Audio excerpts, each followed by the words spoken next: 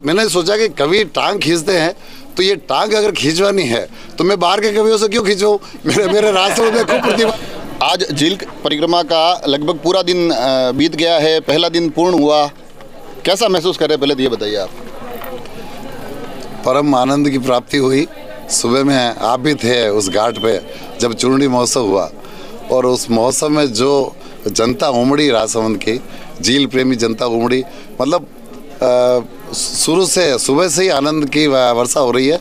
और ये साथ में आप देखा होगा आपने, कांकरोली से लेकर राजनगर तक ज़बरदस्त भीड़ थी, माता बहनों से लेकर सबकी ज़बरदस्त भीड़ थी। सबको हाथ जोड़कर उनको हमारा चौक से बोला कि भाई अब हो गया और अब हम कुछ लोग जाएंगे, आप सब परेशान मत हो।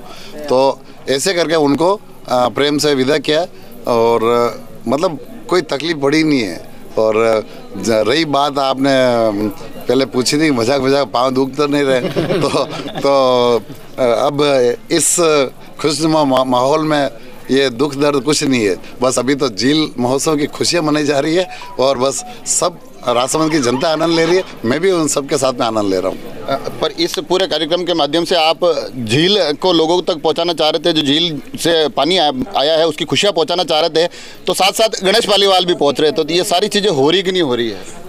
अब क्या करूँ मैं, क्या करूँ बताइए। मैं एक्चुअली मैं राजनीति की हूँ, लेकिन हर जिम्मेदार व्यक्ति को समाज सेवा भी करनी चाहिए।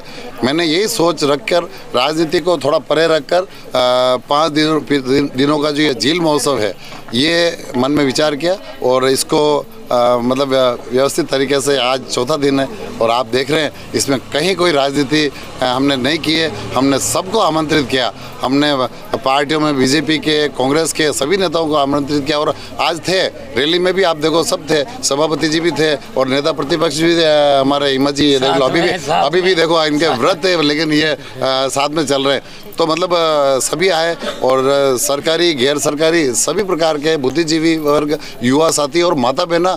आज मतलब ये मातृ शक्ति तो इतनी तादाद में, आप घाट पे आपने देखा होगा कि मतलब सभी और प्रसन्नता का माहौल था क्योंकि मातृशक्ति इतनी बड़ी संख्या में उमड़ी। मुझे तो ताजुब हुआ कि झील से इतना प्रेम है लोगों का और प्रभु द्वारकाधीश माता गेवर माता, अम्बा माता और इस राजसमंद झील के चारों तरफ, चारों किनारों से बहुत प्रेम है, इस झील से बहुत प्रेम है। और एक संदेश हम ये देना चाहते हैं कि इस झील की मतलब इसका संरक्षण करें, इसके जल का संरक्षण करें। भव्य कवि सम्मेलन भी है और उसके बाद रात्रि विश्राम तासोल में है और फिर कल सुबह यात्रा कब प्रारंभ होगी, कितने बजे प्रारंभ होगी?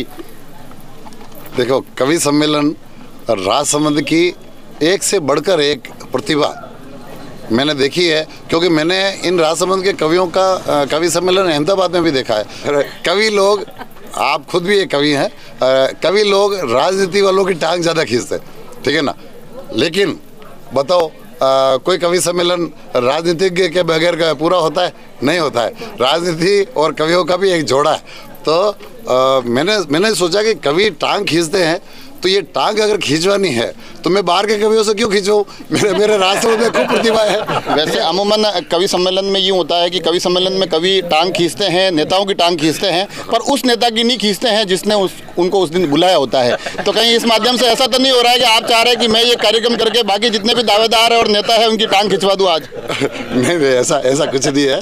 आज मैंने तो सबसे निवेदन किया कि इस झील पर प्रभु द्वारकाधीश पर माता गेवर माता, अम्बा माता और इस मनोरम दृश्य जो झील भरने जा रही है, अभी कुछ फीट खाली है, तो आज जो आनंद का वातावरण वहाँ पे है, बस इसके ऊपर थोड़ा सा ध्यान केंद्रित करें। और फिर थोड़ा कवि हमारे हास्य के सम्राट है इनमें जो आ रहे हैं कवि, ठीक है ना, तो वो तो अपनी कला बताएंगे और अपना जादू बताएंगे। और मुझे लग रहा है कि ये तासोल का जो कवि सम्मेलन है ये ज़बरदस्त हिट होने वाला है क्योंकि आसपास की जनता भी यहाँ पे उमड़ रही है।